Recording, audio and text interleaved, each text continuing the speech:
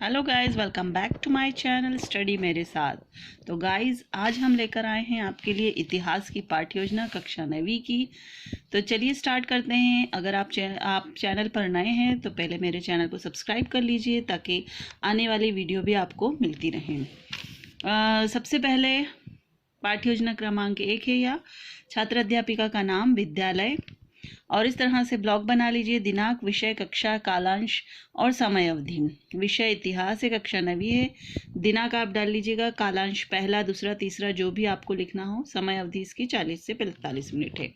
इसका प्रकरण है मध्यकालीन शिक्षा। सामान्य उद्देश्य आप देख सकते हैं। सामान्य उद्देश्य इसमें छात्रों को इतिहास के प्रति जागृत करना, छात्रों की कल्पना शक्ति का विकास करना, छात्रों की मानसिक शक्ति का विकास करना, छात्रों की मुस्लिम सभ्यता से अवगत कराना, छात्रों को ऐतिहासिक तथ्यों को एकत्रित करने का प्रयास करवाना। अब आगे दूसरा आ जाएगा विशिष्ट उद्देश्य। विशिष्ट उद्देश्य में आ जाएगा पहला ज्ञानात्मक उद्देश्य। तो छात्र इस्लामिक मध्यकालीन शिक्षा को परिभाषित कर सकेंगे। दूसरा, छात्र मध्यकालीन शिक्षा के उद्देश्य व शिक्षण विधियों में पारंगत हो सकेंगे। आगे आ जाएगा बोधात्मक उद्देश्य। तो छात्र मध्यकालीन शिक्षा की व्याख्या कर सकेंगे। छात्र मध्यकालीन शिक्षा की संस्कृति के महत्व को समझ सकेंगे। अनुप्रयोगात्मक उद्देश्य, मतलब विशिष्ट उद्देश्य में 3 उद्देश्य आएंगे, उसमें से सा आएगा अनुप्रयोगात्मक उद्देश्य। तो छात्र मध्यकालीन शिक्षा की व्याख्या को उदाहरण देकर समझा सकेंगे। छात्र मध्यकालीन शिक्षा की संस्कृति के महत्व को समझ सकेंगे। इसके बाद आ जाएंगे शिक्षण विधि। तो पढ़ाने में छात्र अध्यापिका ने कौन सी शिक्षण विधि का, तो व्याख्या विधि, सह प्रश्नोत्तर विधि। फिर सहायक सामग्री आ जाएगी, चौक, डस्टर, चार्ट बोर्ड, पाठ्य पुस्तक आदि। पूर्व ज्ञान में छात्र मध्यकालीन शिक्षा की सामान्य जानकारी रखते हैं। उसके बाद अगला पॉइंट आ जाएगा इसमें प्रस्तावना प्रश्न। जो अध्यापिका, यहाँ पे मैं लिखना भूल गई, छात्र अध्यापिका प्रश्न और छात्र क्रिया, इस तरह से आ जाएगा। फिर पहला प्रश्न, भारत की खोज किसने की थी? वास्को डी गामा ने। भारत पर सर्वप्रथम आक्रमण किसने किया था? महमूद गजनवी ने। प्राचीन काल में भारत को किस नाम से पुकारा जाता है? सोने की चिड़िया। मध्यकालीन शिक्षा प्रणाली से आप क्या समझते हैं? तो ये निरुत्तर है। फिर उद्देश्य कथन में आ जाएगा, बच्चों आज की कक्षा में हम मध्यकालीन शिक्षा के बारे में अध्ययन करेंगे। आगे इसमें प्रस्तुतिकरण आ जाएगा, जो इस तरह से आपको पूरा ब्लॉग बनाने हैं।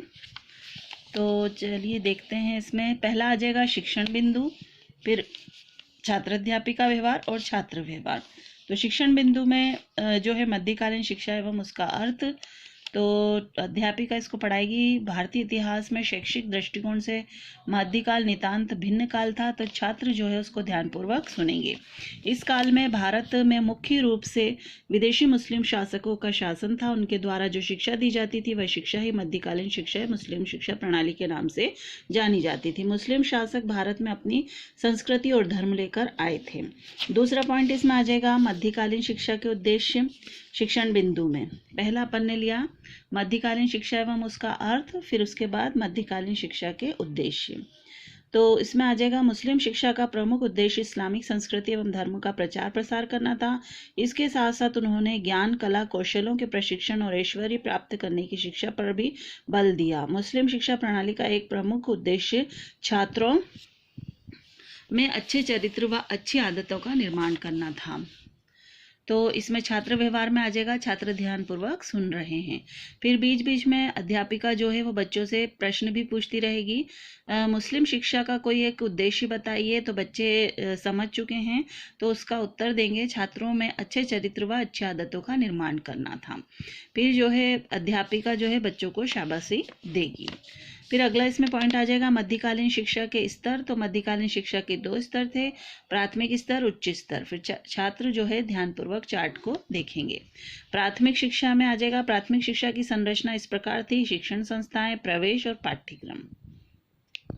फिर आगे शिक्षण बिंदु में मध्यकालीन शिक्षा। तो मध्यकालीन शिक्षा के केंद्र निम्न हैं, छात्र जो है उसको ध्यानपूर्वक सुनेंगे। तो कौन कौन से हैं शिक्षा के केंद्र? मकबरा, मदरसा, खानकाहें, दरगाह, कुरान स्कूल, फारसी व अरबी स्कूल, है ना। फिर आगे आ जाएगा इसमें पॉइंट मध्यकाल में शिक्षक नाम जो थे, मध्यकाल में शिक्षा प्रदान करने वाले शिक्षक को उस्ताद कहा जाता है। मध्यकाल में छात्र के नाम क्या होते थे? तो छात्र को शागिर्द कहा जाता है। छात्र शिक्षक संबंध, तो मध्यकालीन शिक्षा व्यवस्था में छात्र शिक्षक संबंध मधुर थे। अब इसकी विशेषताएं क्या थी? मध्यकालीन शिक्षा की मुख्य विशेषताएं थी निःशुल्क शिक्षा, व्यवहारिक शिक्षा, कक्षा नायकी शिक्षा, शिक्षक की स्थिति, व्यक्तिगत संबंध, गुरु शिष्य संबंध, धार्मिक एवं लौकिक शिक्षा का समन्वय। छात्र जो है वो ध्यानपूर्वक अपनी पाठ्य पुस्तक में ध्यानपूर्वक देखेंगे।